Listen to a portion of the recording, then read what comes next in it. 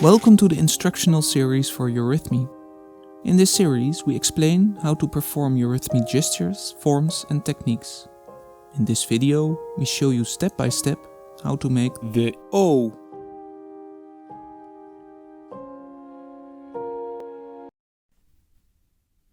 When we make the O gesture, one can feel what world is in this movement.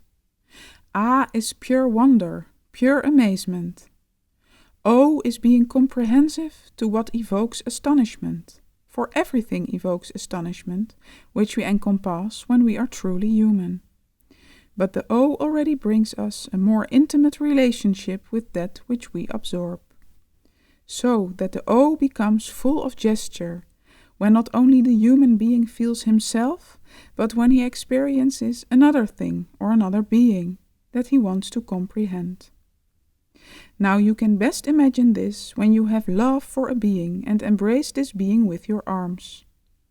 Then you naturally get the O gesture, the semicircularly bent arms, which encompass the other and which represents the O gesture.